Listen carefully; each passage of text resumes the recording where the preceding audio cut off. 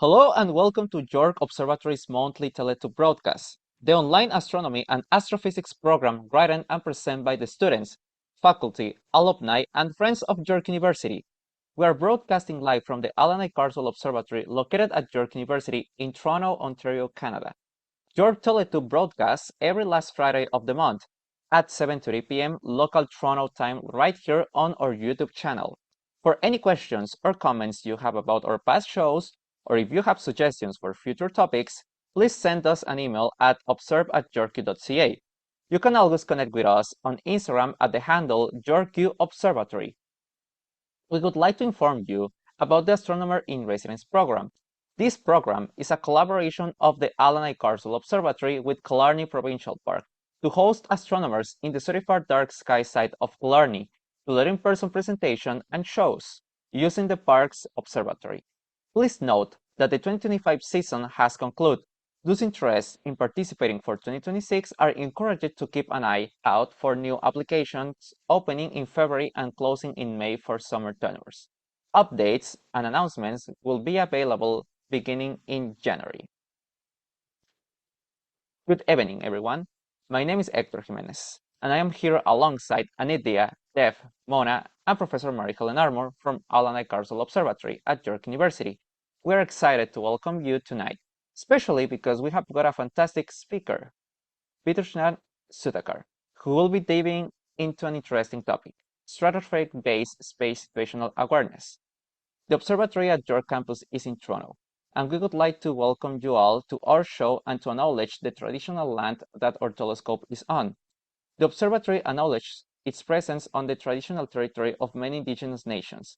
The area known as Takronto has been caretaken by the Anishinaabe Nation and the Haudenosaunee Confederacy, the Huron-Wendat, and the Métis. It is now home to many indigenous peoples. We acknowledge the current treaty holders, the Mississaugas of the Credit First Nation. Our stargazing and astronomical efforts join the long story and current practice of astronomy for this land. The observatory looks forward to continuing to learn and revitalizing our knowledge in this area. Now, let's see what targets are up tonight. Please, Mona, go ahead. Everyone, before we get started with our main show, we want to give you a little update on what you can see in the night sky tonight if you're near the Toronto area. Around 11 p.m., some of the brightest stars you'll see in the sky if you're facing north-northwest are Capella and Vega. High in the sky, you'll see Saturn above and west of the moon. Lastly, you can't forget about the beloved bears of our sky, as Ursa Major and Minor will become more and more visible as the night goes on. So you might be able to identify Polaris and by extension the rest of Ursa Minor earlier in the night. So if you're taking a look up at the sky tonight, see if you can spot any of these targets.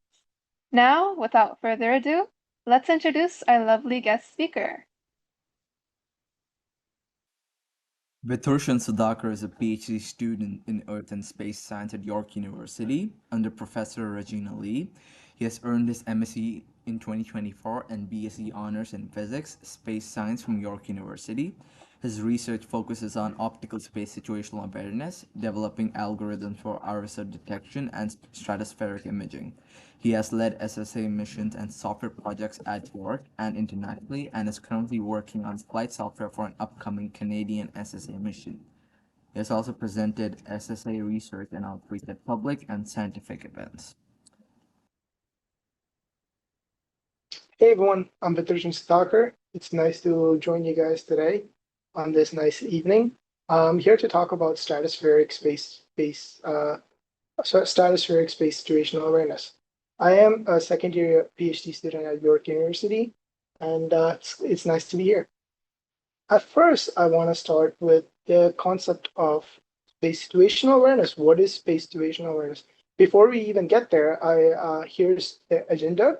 I'll be going over the introduction of what is space situational awareness, the type of detection algorithms you need, and the ones we have developed in our lab. And then I'll be introducing this concept of dual use star trackers and how we validated them and quantified their performance during a stratospheric balloon mission.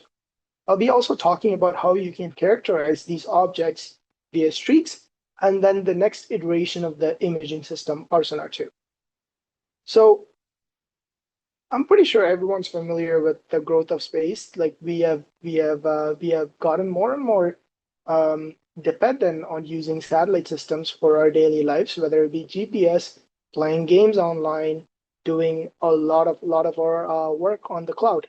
And the on the left, you actually see this rocket that's actually SpaceX rocket that's taking one of the CubeSats that was built at York. And I'm happy to say I was one of the students who got to work on that CubeSat.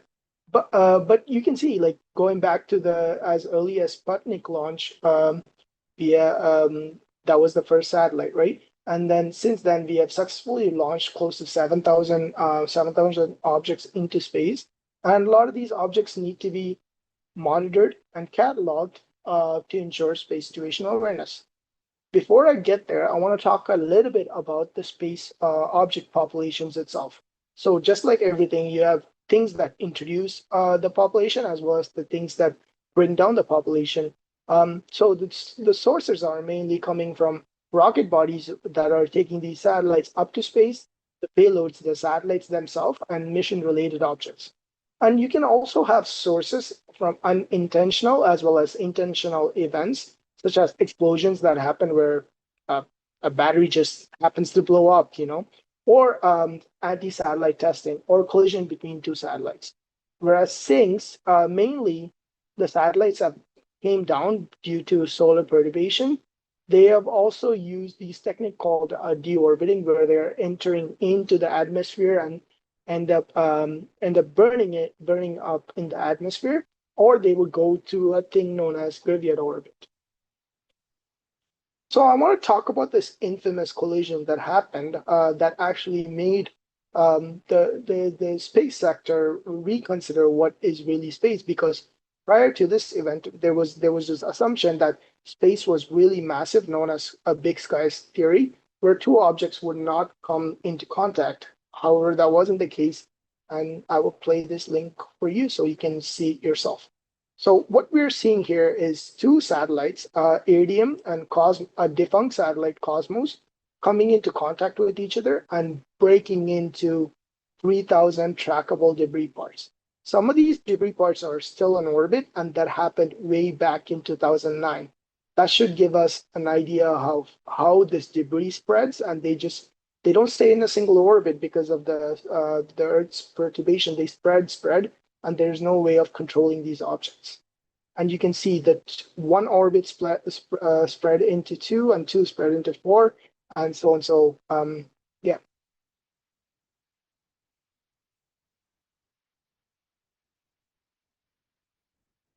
And here's a visualization that's actually presented by ESA that shows what the debris population actually looks like. And this goes all the way into 1 millimeter debris sizes, which are really small, but you can see the Earth is super cluttered. You can clearly see the geo ring, the geostationary ring, as well as the Leo ring. But you might be wondering, wow, these are really small objects, right? How can they affect big, massive satellites? Well, they travel really fast, right? So these objects are traveling in hypervelocity. Most of the objects in low Earth orbit, also known as LEO, are traveling close to 7.5 kilometers per second. So as a result of this, when they collide or when they come in contact with another object, they can be very devastating. So you can see on the right side, Canadarm that was actually built by us got hit by it, and you can see the marks that it has left, and that's from a really small debris piece.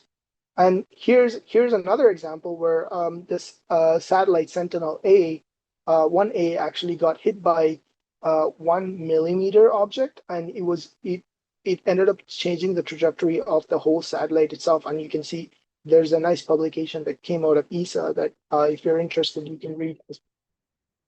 And here are some of these images that actually show us the bombardment, because these objects are traveling really fast, and getting an experimental or like a realistic analysis of them is really rare. A picture here actually shows us the Hubble Space Telescope getting hit by these objects, and they were brought down to Earth to learn and study about these components and these type of collisions. So I talked about all these objects, and well, we gotta observe them, right? We gotta observe and catalog them. There are various networks that do that. The very common and predominant one is the US based one, Space Surveillance Network, and you can see in the top left of the map of their observation locations, whether it be optical telescope, radars, lidars, and then space-based satellites. We Canada actually have our own satellite known as Sapphire that does this observation, and there are few commercial entities that do that as well. In the bottom left, you can see Leo Labs antenna system that tracks all these objects, as well as few other imaging networks. So I spoke to you guys about the sources and the how orbit is getting crowded, contested and competitive. And all of these objects are known by the terminology as residence-based object RSOs. And it's really important to catalog, characterize, and monitor these objects so we don't have more collisions that will happen in the future and we can take preventive measures. Here's a graph that kind of visualizes this nicely for us. It's like a hockey stick, right? Past these collisions that happened in, like, for example, in 2007, you see that anti-satellite test that happened that led to more objects, and the collision I showed earlier led to more objects, and the number of objects keep going up, and this is to be expected. And you can actually see the correlation between the launch of Starlink constellations and the number of objects going as well in the red circle over. So I'm going to talk a little bit about what we in York University focus when it comes to space situational awareness, primarily where my master's thesis stems from. So the current SSA applications are pretty much driven by both ground-based and space-based observations. They can have their own limitation, whether it be high cost to maintain them, limited coverage when it comes to observing these specific regions, and then just like the observatory, if there's a cloudy night, you can't really observe what's out there. So I actually focused on what can we do from Stratosphere as a sub-alternative platform and the data set that we acquired. Another aspect of this data set is, given the militaristic nature and the high cost that is attached to them, most of them are not made available to the general public. So we ended up building our own payload that was launched from Timmins, Ontario, on a stratospheric balloon. Here's a picture that was that's shown in the bottom right, where you can see the balloon that's being expanded and to be launched. So here's more pictures and description of that specific payload. It was the first iteration of the RSONAR payload, which focused on the concept of using star trackers, traditionally used for attitude determination. So looking at the star field and telling where our sensor is pointed at or where the satellite is pointed as opportunistic sensor. So can it also image objects that are going in this trajectory? And this was a really important concept to prove, because if we were to demonstrate this concept, we can leverage existing sensors that are out there, and we don't need to build our own new satellites. We can create a constellation just by using satellites that are out there. The objective of this mission was to capture a bunch of images and validate this concept as well. Everything about this payload was built right here at York University. So you can see the one of our students actually wrapping it up in a thermal blanket there as well. So as far as my talk, there are a few objectives. I wanted to use this data to build detection algorithms, validate the concept of dual purpose, as well as quantify these images by observing their noise and things like that, characterize, as well as learn from these data set to improve the imaging system for the second iteration of the flight. So that takes us right into the detection algorithm. Before I get to the detection algorithm, I kind of want to show you the data, because how can you build a detection algorithm when you have never seen the data? So what you see over here is actually an image data set from the stratospheric balloon, RSONAR. And you notice these white dots that are there, right? So there are few things that are satellites. The term we use is RSOs. So in the red box over here, you see a moving object, which is the RSO. This can be satellite, rocket body, and so on and so. Whereas in the yellow circle, what you see is a star. In our system, stars are stationary, whereas these objects are moving. And I actually looked at the observatory website too, and then I noticed this nice little video, which is a part of SSA as well. The observatory was observing the James Webb Telescope, and you notice the same pattern where the stars are stationary in yellow circle, and then the objects are moving, in the red box. So yeah, it was nice. It was nice to see our observatory also doing a little bit of SSA. And going back to the topic of detection algorithm, we actually looked into a few techniques, frame differencing techniques specifically. This is a commonly used technique for CCTV applications. They have been used in autonomous vehicles as well. And then we also explored the aspect of street detection. I will be primarily talking about street detection. There was a paper published on this as well. And you can see the metrics we used is precision, so how precise our detection is, recall, whether it's able to observe this object throughout, and then a combination known as F1 score. So this is how we created our streaks. So we had this image, the short exposure images, we stacked them and ended up creating streaks. So the objects that are moving would look pretty much like a line shown at the last figure. So here's the logic behind it. I will quickly summarize the logic. So you take this image sequence, you stack them up, and you have this absolutely nice software known as astrometry.net, where you can upload any type of images and it will plate solve and it will tell you where your telescope or the sensor is pointing at. Using this information, I was able to remove all the stars. I was able to place some contours and then do further filtering to isolate the streak, the space object streak, and then I saved this streak information. So, and this right here kind of visualizes this for us. The stars in the background, I was able to also tabulate. We were looking at the Pegasus constellation at the magnitudes of you can say 6 to 2. And the streak properties are also saved as a part of this algorithm, where you save the starting and end points, you save the length of it, and the midpoint, and the signal to noise ratio. So how much does the streak stand out in comparison to the rest of the image? And here's the results. The algorithm actually performed quite well when it comes to precisely identifying this object. However, it struggled a little when it was looking at objects that are much dimmer than the background. So that takes us right to our second aspect, which is the dual purpose star tracker validation. So in order to even demonstrate the dual purpose, first I have to demonstrate the star tracker we built in our lab, like from commercially off the shelf, which is 10 times lower than price of a commercial star tracker, actually does its primary job, which is attitude determination. We use the same software, astrometry.net, to plate solve these images and retrieve the pointing angles of where the sensor was looking at. So this was taken as yaw pitch roll.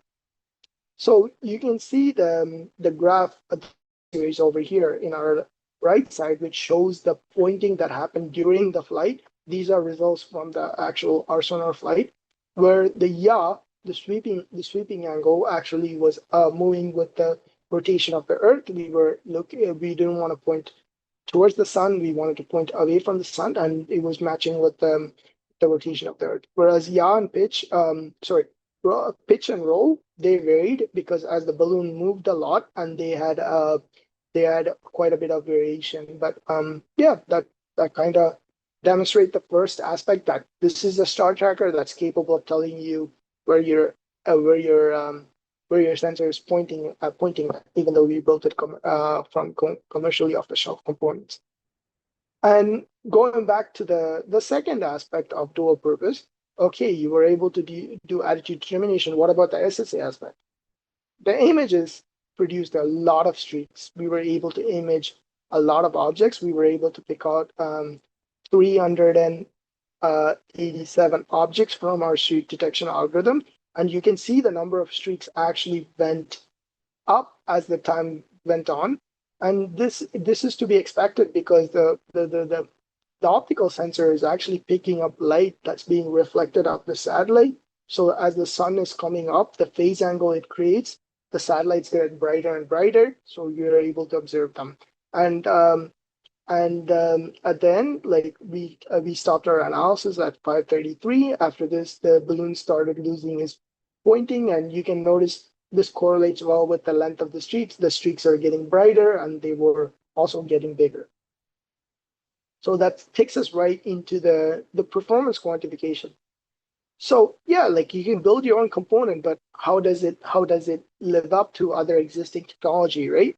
So one of the aspects where we looked into is actually evaluating this sensor that we built in our lab using the data set itself, because we can always do theoretical calculation, but if you don't look at the data that comes out, how do we validate it, right? So the three metrics we used was full width at maximum. So that's the spread of the starlight, how much it's spreading throughout a pixel. Signal to noise ratio. So how bright is this object in comparison to the background, as well as the brightness of the object itself.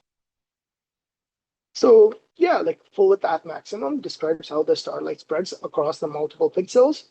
And this is an important thing because if your signal is spreading way too much, you won't be able to find the center point of the object. This can lead to wrong calculation when it comes to understanding the precise location of the object. So it was done using a Gaussian fit and then a commonly used library in astrometry known as DO star finder algorithm. And then as well as signal to noise ratio, everyone uses their own or more precise, accurate equations when it comes to calculating signal to noise ratio. However, this is the signal to noise ratio we used because our short noise, it varies with the signal, whereas the dark noise and then the readout noise is inherent to the sensor itself. And again, the higher signal to noise ratio means you can find the object, you're able to pick it out properly, and you can get precise information in regards to that. And we calculated our signal by summing up the pixels around the star. And the equation also uses a readout noise, the exposure at which the image was taken, and then the background image value itself. So a lot of astronomy right here. And going back to the how do we calculate the magnitude of the objects? Usually when it comes to astronomy, if you know what kind of object you're looking at, you can probably do some sort of aperture photometry and compare the instrumental magnitude to the catalog magnitude. However, when it comes to RSOs, resident space objects, this is a topic of discussion. Everyone uses their own magnitudes because these objects are transcending really fast. But here's the equation that we chose for our purposes. It uses the sensor's quantum efficiency as well as the exposure time, because some of the information about the sensors are usually not provided to the developers.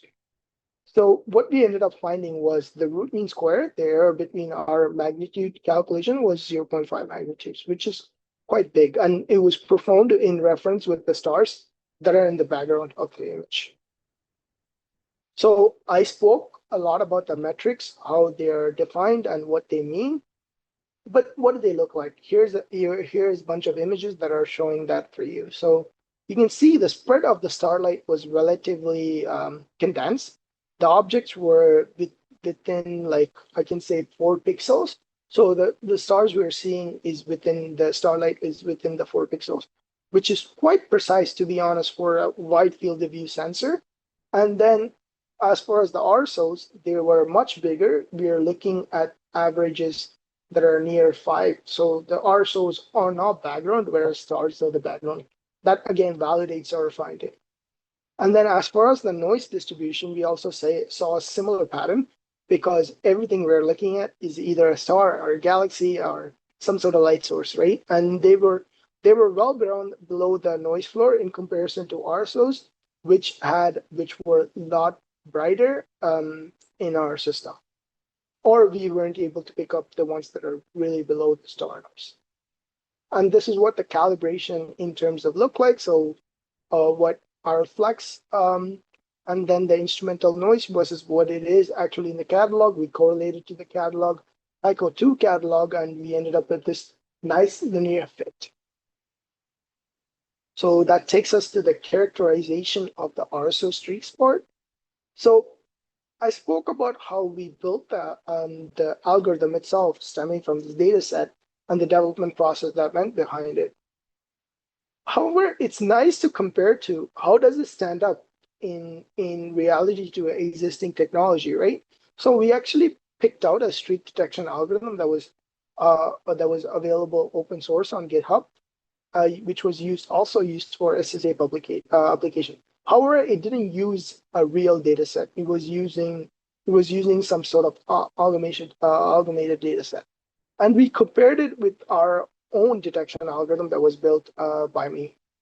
And the metrics we chose for the streak characterization was length of the streak, as well as the orientation, how it varied, the signal to noise ratio, and then the full width maximum. And the detection quality was assessed using precision recall and F1 score.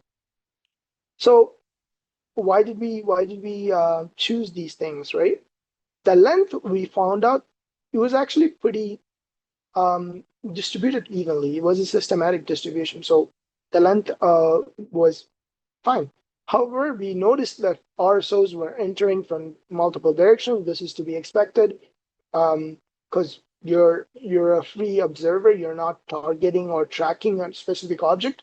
You're just passively observing. So RSOs will come from different directions. And then we noticed that we were getting pretty strong signal to noise ratio from these streaks. And that the full width maximum also showed that we had objects that are varying type. So the full width maximum is driven by the optical properties of the satellite that you're observing, how much it is able to reflect, how big it is, whether it's spinning a lot, what kind of material it is made out of. So it can tell us a lot about the satellite itself. And it is expected that the length and the full width maximum correlates well. They did correlate really well. We also noticed the correlation between the full width maximum and the orientation, meaning that if the satellites were entering from a specific orientation, they appeared a lot thicker than they actually from different orientations. And the rest of them had a really weak correlation, and this is to be expected. So here's the clustering that we did, and we found out there we had close to 5 type of different clusters. We had really long streaks, but they were dim and they were tilted a little, but diffused, and they were tilted a little, and high signal to noise ratio. These could come from objects that are not really reflective. And we also had really long, well-resolved, high-oriented streaks. So these could come from objects that are either close to us or are capable of reflecting really a lot. So like, for example, rocket body, or like objects that are close to us in terms of altitude. And then the few other clusters, we had really short, faint, and then low signal to noise ratio ones. So these are objects that are really hard to detect. And they could be objects that are also smaller. So for example, could be debris, it could be microsatellites, CubeSats, and so on and so. And then the last two, again, short, highly focused, tilted, and this could define what kind of they're coming from similar orbit. And the last one was actually coming from really reflective and strongly visible RSO. So this one was slow moving, but it was bright. Pretty bright. So what does our algorithm performance actually look like when we compared it to an existing open source, the Astrid? The Astrid had high precision, but it really lacked when it came to identifying RSOs that are below the noise floor. And then as a result, it missed a lot of streaks, especially the ones that should have been picked up, that's visible to human eyes. Whereas our streak detection performed a little bit better in when it came to dimmer streaks. And then it was also superior in terms of finding the actual length of the streak, whereas the open source one actually ended up only finding the brightest parts of the streak, and it didn't extend to the edges of the streak. So yeah, like if you are planning on deploying your own streak detection algorithm from bunch of images you're collecting from your telescope, which is perfectly doable, I would suggest using the open source one so you can play around and learn a little bit about SSL. So I spoke to you guys about what kind of things we did with the initial RSONAR dataset, like the dataset we collected in the log. This led to the second iteration of the payload itself. So I implemented a few things. I noticed that temporal sequence, so how so the time difference between each image needs to be consistent. If there's some sort of lag or some sort of jumps that happen, it's so hard to track these objects because they look just like stars. They're just dots, right? So the temporal aspect was really important, and we introduced varying imaging resolution. As I said earlier, it's really hard to get hold of a data set like this, especially in space, because you're constrained by so many things. You can't downlink all the images. You can you just won't have enough downlink and uplink capability to do so. So this is our best prototype place to get this high quality data. So we did low resolution, high resolution imaging, and I will show you guys the payload itself. So this was the second iteration of the payload. It was again launched from Timmins, Ontario. You can see the nice, beautiful sunset of just before the payload that went up. That was actually not a launch. It was another payload's launch. And yeah, and then you can also see it being integrated to Canadian Space Agency Gondola, where our payload is this orange thing in the middle. It's wrapped up by the thermal blanket, and it had 4 cameras instead of the 2 from the previous year.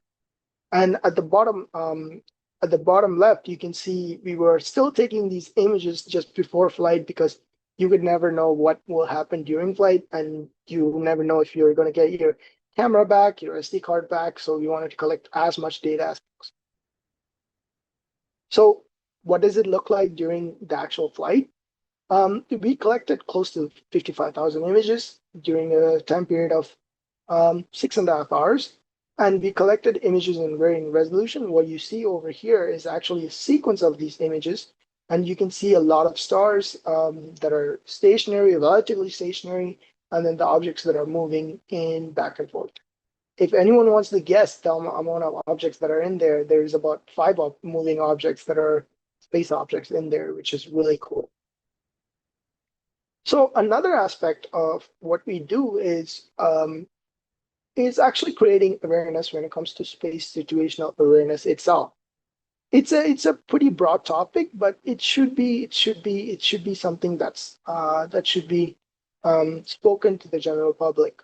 So one of the things we did as part of our RSONAR II development was we did a bunch of show at the Ontario Science Center. We gave presentation to general audience from varying age and giving them practical applications of what does it look like when it comes to when you have these collisions happening in space. And we also asked the kids to write messages that we can take and put it up and send it to near space. Actually, I have some of these components. So you can over here you can see the poster that we collected from the Ontario Science Center, and then there was about 2,000 messages that we collected, which we etched on this plate over here with all these messages, and we took it to near space. And there was a lot of happy kids and writing really nice messages, and we were happy that we were able to take them to near space as well. So here are a few publications that came out of this analysis, as well as during the talk that in this talk that I did. And we went back to the Science Center after the launch, where the kids were able to look at their messages being edged on this, and they were super, super happy that this got to go to near space. And we also do quite a bit of outreach in different aspects as well. So we did actually an art gallery at the Western University, where we were able to create awareness from a different perspective of why is spaces getting crowded, how do we go about tackling it, where we displayed the payload, as well as few PCB components from different Canadian CubeSats that was part of York, as well as other universities to show how connected we are and how crowded it is. And the car you see over there was actually done as a demonstration by an artist where he brought in the first Canadian satellite launched into space, Alouette. That's a prototype. That's not the actual satellite itself. To show what it would look like if a satellite was to fall down. Obviously, the satellite would break up in atmosphere. This is the artistic rendition. So I would like to take a moment to acknowledge um, our sponsors as well as contributors to this project. And then here are my references. And that's the end. If you guys have any questions, I can take them now.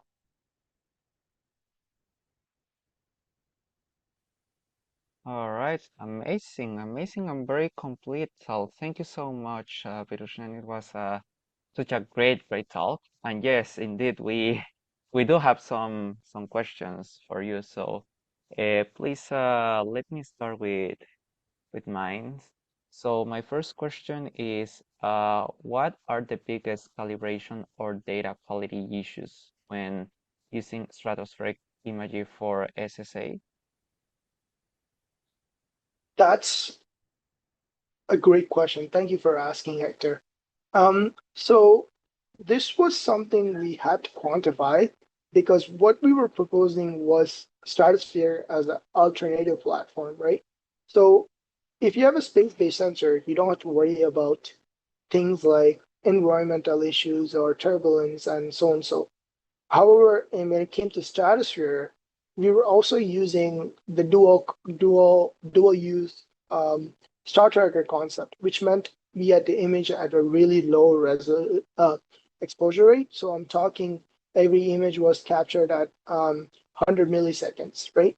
So one of the things we had to deal with was the turbulence of the balloon itself.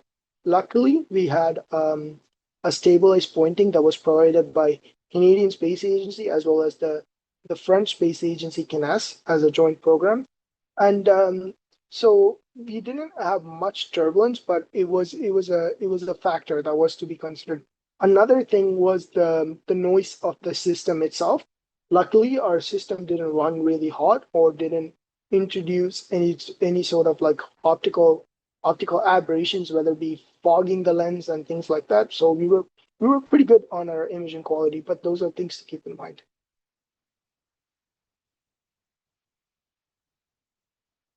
All right, very interesting, pretty nice answer. Thank you so much, Vithurshan.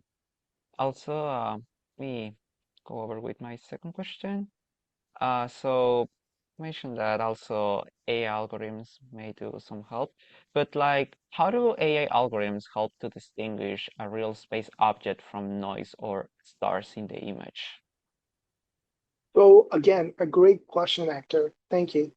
Um, so my first suggestion is everyone should try analytical methods, traditional methods. Again, that's if you have access to the data set, you're able to label them, which I luckily was able to do. It's a challenging task because you're sitting there clicking on these objects, making sure the annotation is done right. In the event you don't have a lot of images or you don't have these labeling capabilities, that's when you look into AI algorithms, and they can be a little bit better because the traditional algorithm you're using some sort of physics based filtering, right? However, the AI algorithms can learn on their own. But one thing we noticed is that if I were to give an image by itself to the AI algorithm and then ask it to tell the stars apart from the RSOs, it wasn't able to do that. It was actually achieving close to 50 to 55%. However, if I were to give it a sequence of images, so 30 images in a row, it actually did a really good job.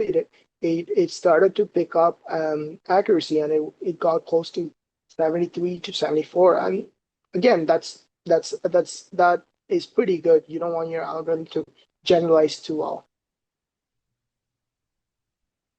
All right, amazing, amazing. Thanks so much. Right, so I will give the ground to Professor Marie-Helen so she can also do her questions. So you talked a little bit about this with those diagrams you had in the different colors. So when you're looking at the RSOs, which of the optical characteristics are important in detection and figuring out properties and what it is? I wish I had an equation that we use. So when it comes to optical observations, there are a few things that are important. First, the geometry of the object with observer and the sun itself. So the angle it creates with the sun is really important because if the object is in the Earth's shadow, right, in the middle parts, you won't be able to see the object itself because the sunlight is not reflecting as well. But if the object is directly at the sun, you won't be able to see the object as well because it will get saturated. So that's known as phase angle, and that's a really important aspect. And also the cross-sectional ratio, so how big the object itself. So like for example, you can have a really small bus, but you have a big solar antenna. Now the object is pretty big and it's pretty bright. And you also have the brightness factor, so what kind of material the object is made out of, whether it's spinning a lot. If it's spinning a lot, it will create more light that is going up and down. And yeah, those are a few things that come to mind. Also, the trajectory at which these objects, the orbital parameter themselves as well. So there's a lot of things that go into when you're factoring the optical characteristics. And it's something that actually affects a lot of astronomers because every time an astronomer is out there trying to image a nice galaxy or a star, you have these RSOs that are just going by and damaging these images, which I'm sure the astronomy community is not happy about.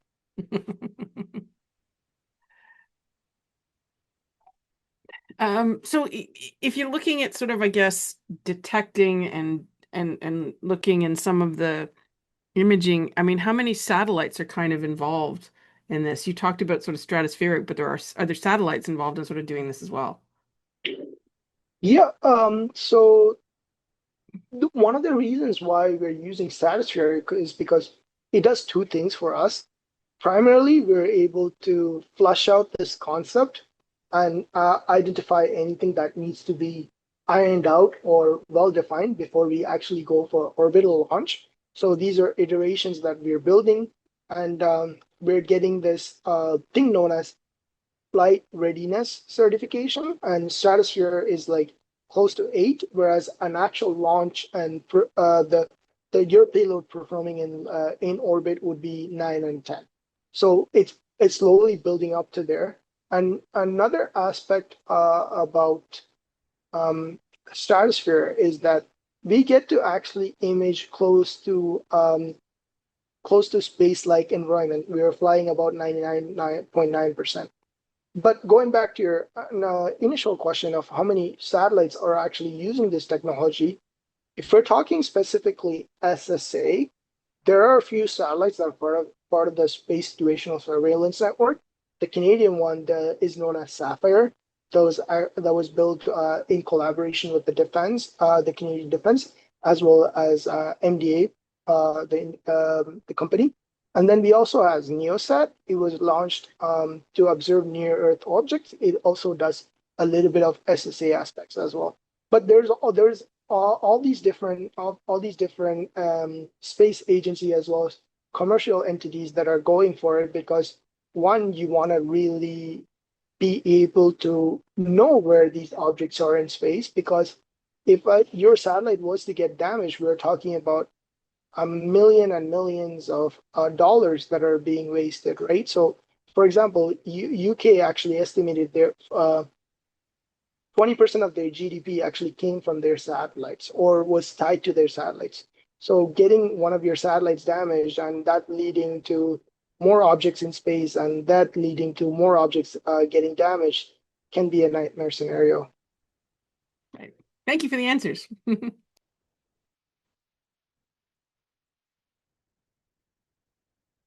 So I'll go ahead and ask a couple questions. I noticed that you mentioned this a bit in previous questions, but I wanted to ask, were there any technical challenges you faced either directly prior to or during the launch of the RSONAR? Yeah, is it really a mission if you don't have any technical challenges? Right. You know, so we had quite a few of them as well. Initially, our system was designed to image at different resolutions as well as different exposure rates based on our GPS. So we had an onboard GPS that would detect where the balloon is, whether it's stable or is it going up or are we coming down, things like that, and it will change the imaging parameter requirements. However, just like every other student-led project, the GPS didn't end up working. So we had to stick to our safe mode, which captured image at a specific that 10 hertz image capture and the resolution that we ended up using.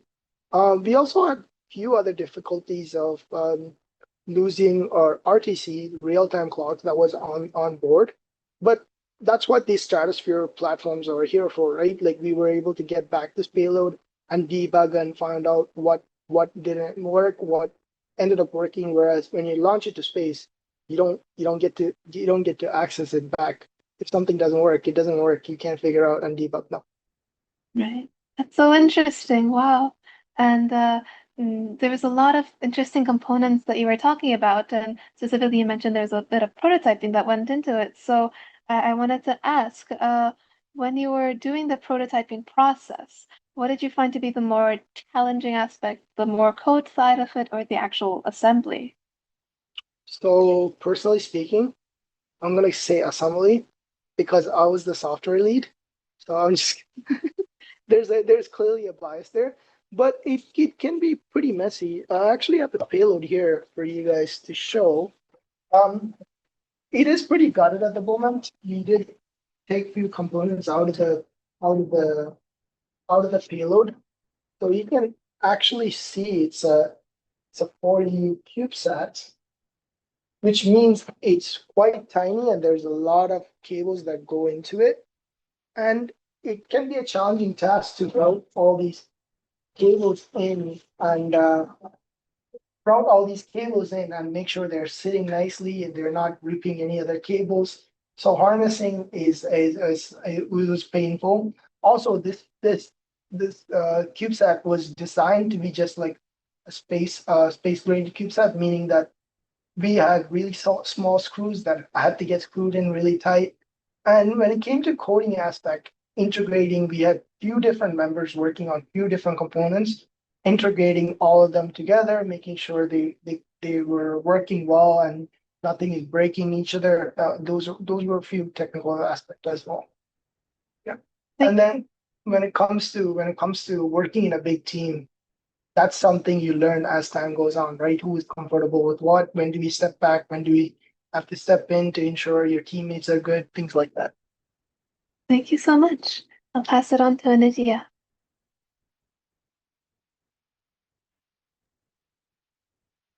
Hello, thank you for the wonderful talk. So I have a few questions for you. First is, what makes space object detection so difficult? I know that you mentioned a few things that the challenges you face, but can you elaborate on those things a bit? Yeah, I can definitely do that. So we spoke mostly about optical detection in my presentation. I want to actually start with radar. Uh, the radar is another part of technology that's used to detect object. Radars can image objects that are relatively close to us, but they lose resolution as they lose power when the object goes further and further. So they're not actually good when it comes to imaging objects that are quite above the Leo belt. So that's one thing. And when it comes to optical imaging, the primary aspect that drives it is all those optical characteristics. And another thing is we're using a non-dedicated system. This is like if I were to use the observatory telescope to image a specific object, obviously it's going to give me good signal to noise ratio. It's a big telescope. It has um, It has components that go into it that make this imaging capability really nice. Whereas we were using a commercially off-the-shelf component to build a star tracker, so our exposure time, the time we were taking to the system is taking to take these images is also really low, and that correlates to the dim objects, how dim your object, how bright your objects can be that you observe, and we were only picking out the brightest objects, and so it makes there's a lot of challenging thing also with that threshold of identifying what's noise and what's background. That's always challenging because there's always objects in the background that you consider noise. But if you move the threshold, now you're detecting objects that are not actually space objects. They're just noise as objects. So it's a challenging task. Okay. Thank you. So for the next question and last question for today, so what are the key advantages of using this wide field of view compared to traditional narrow field of view telescopes? Wonderful question. Thank you for asking. So there are several advantages and disadvantages as well, right? So the narrow, like the observatory telescope, for example, is I would in the case in comparison with our payload would be considered a narrow field of view telescope. We're talking a field of view that's within a few degrees or few degrees, whereas the sensor we were using actually is 30 degrees by 30 degrees field of view. So it's actually imaging a lot of regions. And going back to its initial purposes, it was built to be that way because we were trying to see the star patterns of where the satellite is pointed towards. So you were able to image a big region of the sky. You get this idea of where you're pointing towards. Again, that gives us few advantages when it comes to we can scan more regions of the sky. We're able to see these objects for a longer time period as they travel. Um, but go and it also introduces few um, disadvantages as well when it comes to correlation. These sensors are these star tracker sensors like they don't have high resolution most of the time. Whereas a ground-based dedicated telescope or a space-based dedicated telescope have high are capable of imaging objects that are dimmer and get high quality images as well. So yeah, All right. Thank you so much, Vithurshan. It was lovely having you here with us. And thank you so much for spending your time and giving us your time for this amazing TeleTube for the month. As for the viewers, it's time to close the TeleTube. So you have been listening to Alan I. Carswell Observatory's monthly TeleTube broadcast, which is brought to you by the Astronomy and the Astrophysics Department, which has been written and presented by the students, faculty, alumni, and friends of York University. The hosts this evening were Dr. Mary Helen, Hector, Mona, Dave, and I, Anindya. Make sure to leave any comments or questions in the comment section. All our programs are free, but if you would like to donate, see our website at yorku.ca/science/observatory/. You can always connect with us on Pixel Feed with the handle @York Observatory. And check out our website for show notes, content updates, and contact info. Thank you so much for tuning in. Clear skies and have a good night.